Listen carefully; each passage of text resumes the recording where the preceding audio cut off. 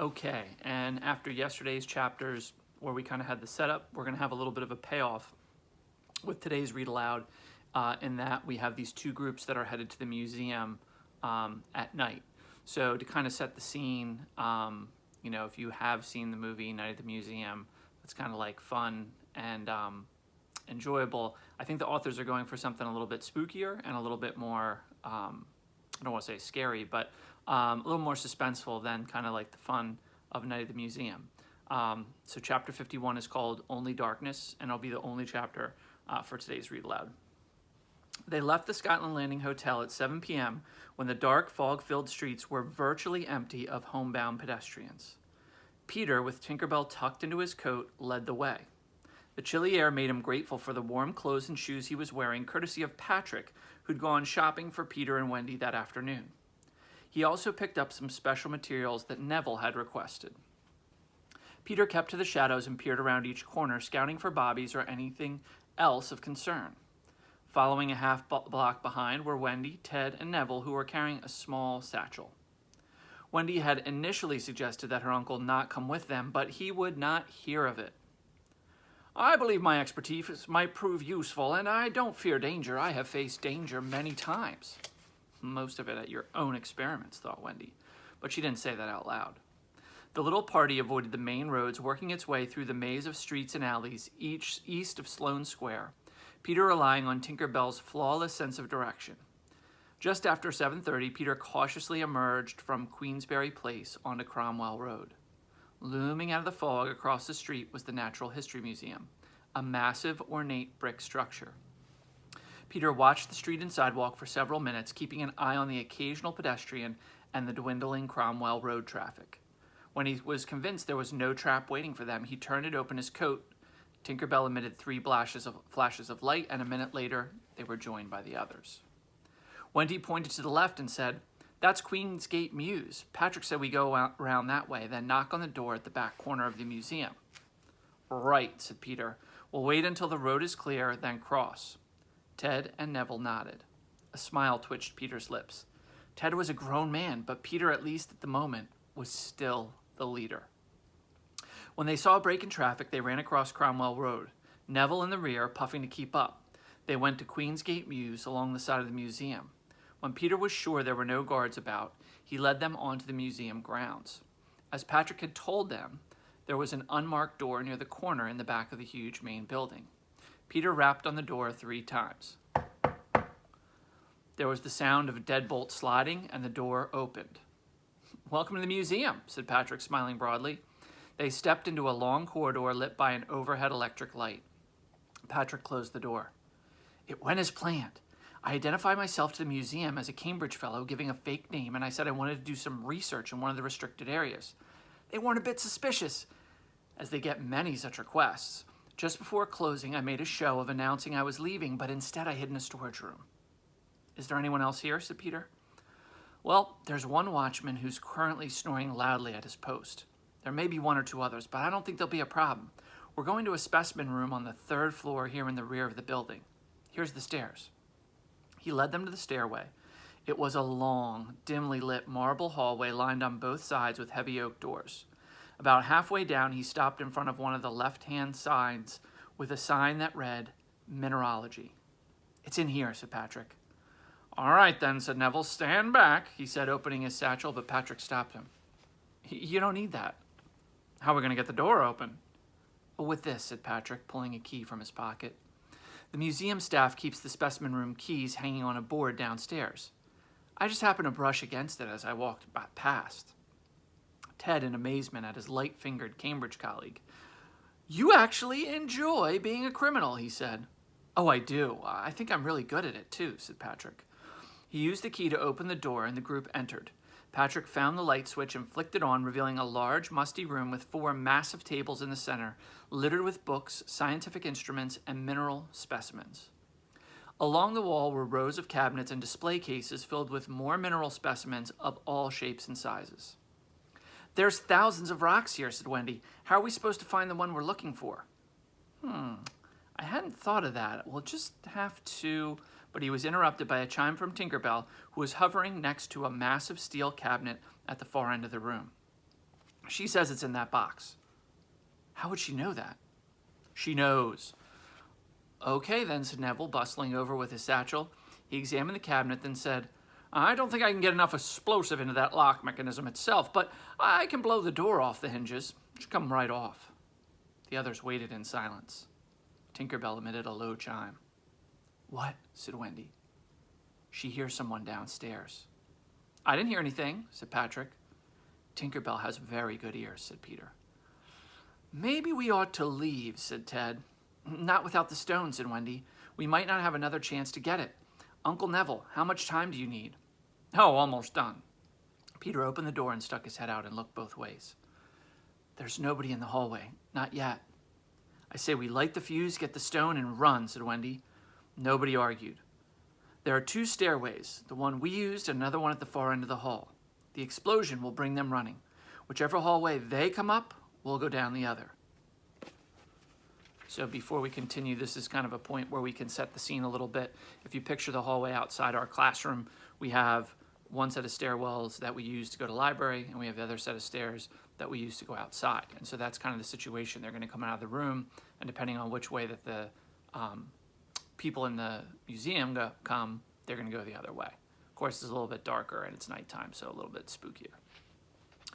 Peter and Wendy and Ted nodded. Shall I light the fuse? Yes, said Wendy. Gather in the far corner then, and I'll join you in a moment. They huddled in the corner near the door, and Peter tucked Tinkerbell into his coat. Neville struck the match. Turn around and cover your ears. They waited and waited. Then, boom. The concussion knocked them over as the room roared with deafening noise, then filled with smoke. Peter was the first back on his feet. He stumbled through the acrid-smelling haze to the metal cabinet. As Neville had promised, the door had been blown off the hinges. It lay bent on the floor a good 10 feet from the cabinet. The rest of the cabinet was also blackened and badly damaged, but inside, looking unharmed, was a lump of metal. It was roughly the shape of a potato, but maybe twice the size, with an uneven silvery surface that seemed to shine in the smoke. Peter reached and picked it up. It seemed unusually heavy. Peter's fingers tingled when he touched it. Is this it? He said to the others who had come up behind him. That's the Mansfield stone, said Patrick. Tinkerbell emerged from Peter's coat. She chimed urgently. Someone's coming up the stairs, said Peter, and he grabbed the satchel from Neville and dropped the stone into it. Who's going to carry this? You should, said Wendy. If the rest of us get caught, you can fly away. I'm not leaving anybody, said Peter. Yes, you are, said Wendy.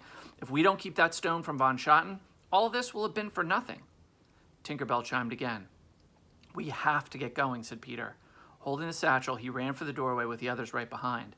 And when they reached the hallway, it was still empty, but they could hear loud footsteps coming. This way, said Peter, running to the left with Tinkerbell zooming ahead. And as they reached the far stairway, Peter looked back. 3 figures had reached the top of the other stairs. In the dim lighting, Peter couldn't see them clearly, but somehow he knew they weren't museum guards. Whoever they were, they had spotted Peter and the others and were running toward them. Hurry, shouted Peter, running down the stairs. He was looking back. Wendy and Patrick were right behind, followed by Ted, followed by Neville, who was moving more slowly on the stairs. Peter turned back to help, joined by Ted. Each one of them took Neville's arm so he could move a little faster, but the 3 pursuers were gaining. Peter had heard footsteps thundering close behind as he and the others reached the ground floor. The 2 hallways met, and Patrick pointed at one and said, This way. The other 4 followed him as he ran down the corridor. He jogged to the right, to the left. Peter realized he was leading them along the rear of the building, back toward the door which they had entered. Peter stayed at the rear, the heavy satchel banging against his legs. Then around a corner, Patrick still had the lead, stumbling over something, when Peter heard gasps and saw what Patrick had tripped on. A museum guard. He lay on the floor, hands and feet tied, eyes wide with fear. He was trying to say something, but all that came out was, He? Wendy knelt to untie the guard. The sound of the running feet grew louder. Wendy, we don't have time. Reluctantly, Wendy rose and Patrick started running again, followed by the others, with Peter the last to leave the terrified guard. The man looked in the direction that Peter's group was going, then met Peter's eyes and shook his head.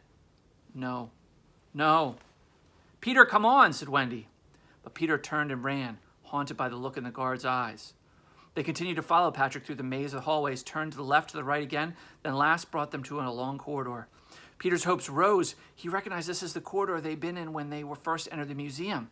At the far end was the exit door and the escape. Led by Patrick, they started running toward it.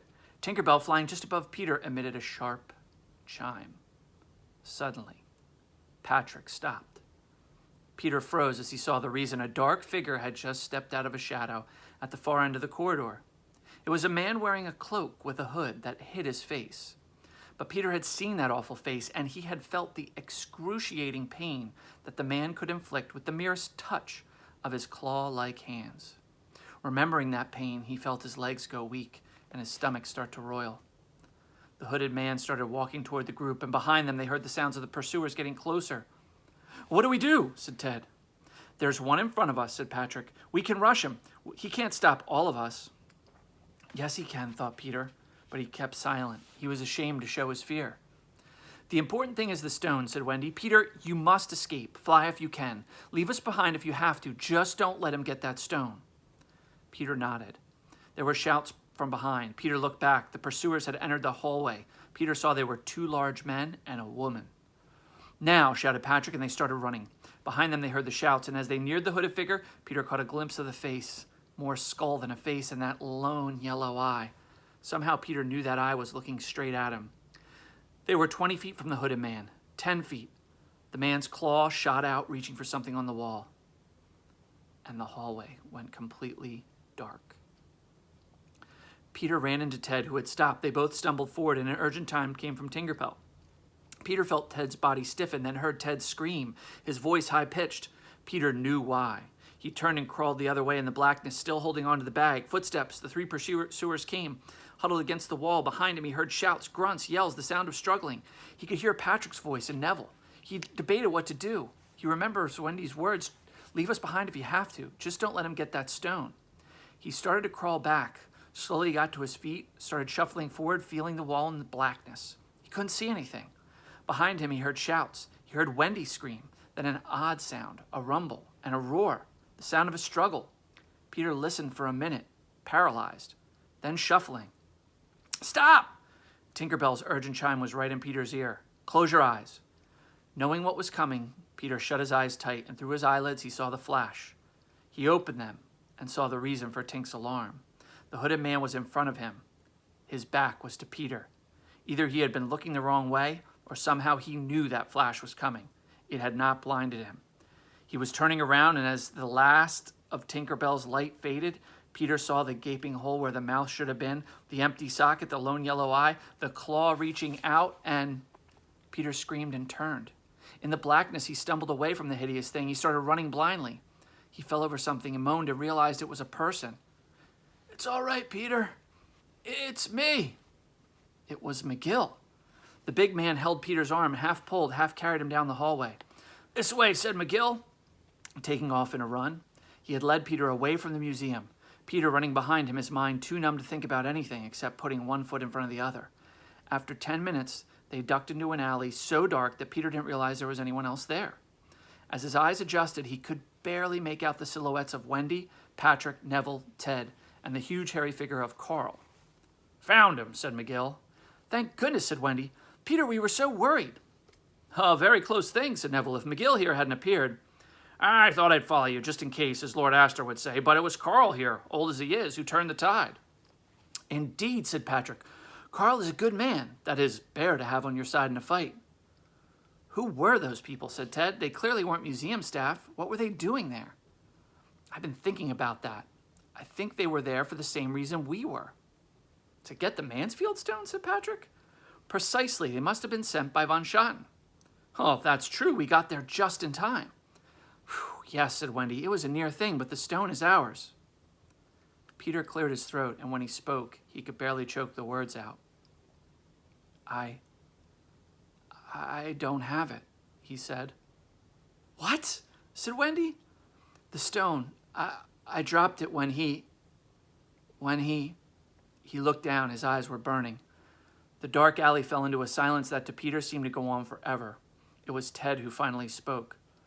"Don't be hard on yourself, Peter. I felt just a little bit of pain that thing could cause, and I screamed like a baby. Nobody blames you. You're a brave person. You've shown that many times.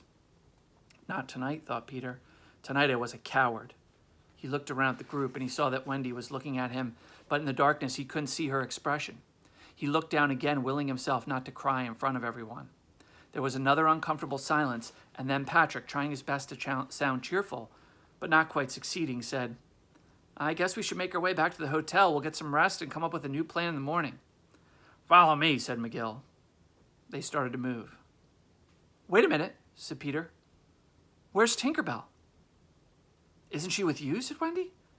She was, but well, I thought she must have what, Peter? She's always with you, isn't she?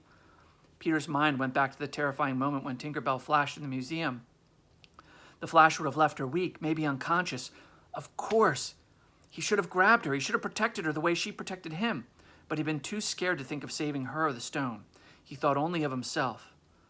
Oh no, he whispered. Tinkerbell's a strong little lady, said Ted. I'm sure she'll turn up. Nothing to be done about it now. We gotta go. And they started out of the alley, Ted holding Peter's arm. All the way back, Peter's eyes searched the sky, looking for a familiar darting point of light, but he saw only darkness and the occasional street lamp, blurred by his tears. And that's the end of the chapter. So this is kind of a big moment for Peter because Peter is not used to failing, and he kind of failed on two fronts. Front number one, holding onto the stone, and then front number two, protecting Tinkerbell. You won't have to wait long to get answers on what happened to Tinkerbell, but this is kind of an interesting new twist in the book series in that Peter usually is the one that kind of cleans everything up, and now he has to deal with suffering some setbacks. So we will pick up again tomorrow, and hope you enjoyed that longer chapter today.